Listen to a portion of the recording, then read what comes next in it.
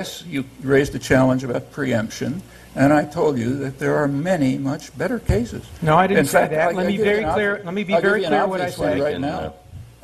Israel and the United States are both threatening Iran with destruction. Well, you know, preemption, according to Dershowitz, would require that Iran be carrying out targeted assassinations in Israel and the United States. Right. I think we need to hold there. We're going to go. This is going to be our last question of the evening up here. My name is Lori Krasulik. I'm a second-year MPP student. Thank you for this lively debate. I have a question kind of directed at both of you.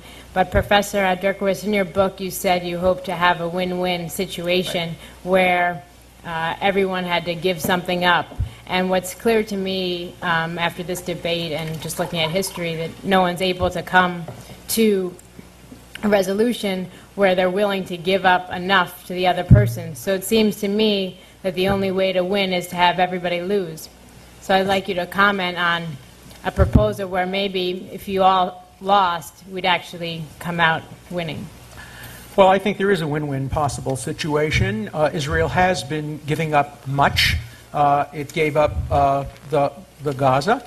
It, by the way, offered to give up the Gaza to Egypt way back in the early 1980s. Egypt wouldn't take it back. There was no international outcry over the occupation of the Gaza by Egypt for 20 years, nor was there any international and I'm sure there must be a long record. Check Chomsky's writing. He must have in print large opposition to the occupation of Gaza by Egypt and strong opposition to the occupation of the West Bank by Jordan. Funny, I never came across it in my research, but I'm sure it must be there if you check at least the Czechoslovakian version of one of his writings.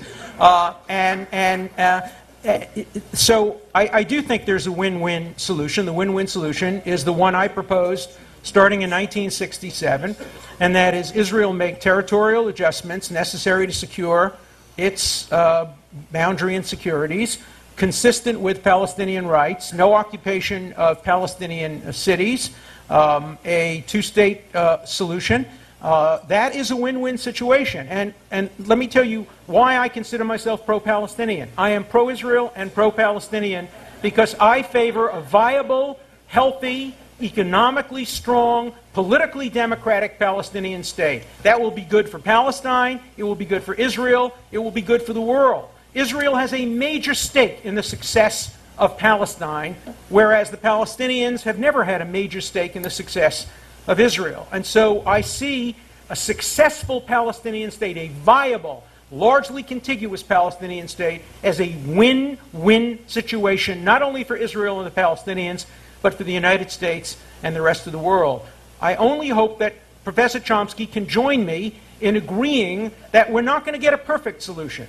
And let's just advocate a solution that's acceptable. The question that was asked before was, to me, the key question. If the Palestinians accept the solution that Professor Chomsky finds unacceptable, will he use his enormous resources as the most influential intellectual in the world today to turn the Palestinians against this peace proposal, or will he lend his great prestige to urging the Palestinians and his academic supporters all over the world to accept a pragmatic compromise solution? Professor Chomsky, a lot turns on you. You are a very important and influential person, and therefore you ought to understand your power and use it in the interests of peace. Okay. Just before I ask one of the most influential intellectuals today to respond to Laurie's question, just to tell you where we're headed, Professor Chomsky will respond.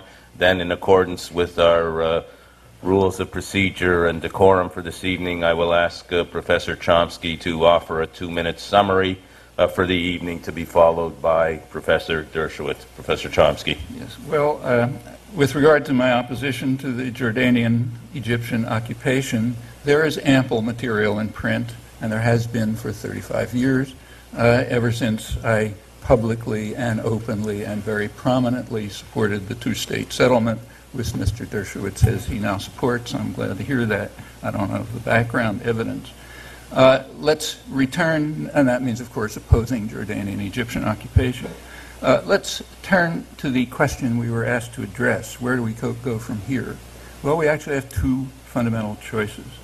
One choice is to support Washington's continued dedication to the road to catastrophe that's outlined by Israel's four former security chiefs, namely watching in silence as Washington funds the cantonization of the West Bank, the breaking of its organic links to Jerusalem, and the disintegration of the remnants of Palestinian society. That choice adopts the advice of Moshe Dayan to his cabinet colleagues in the early 70s.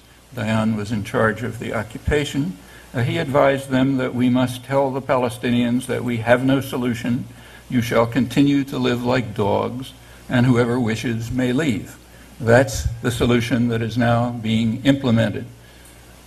Don't take my word for it. Go check the sources I cited. Very easy, all English. There's an alternative.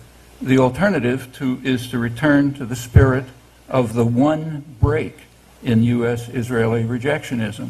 That is the week in Taba in January 2001, before Israel called it off, and to take seriously the follow-up proposals from high-level negotiators on both sides, of which the Geneva Accords are the most detailed.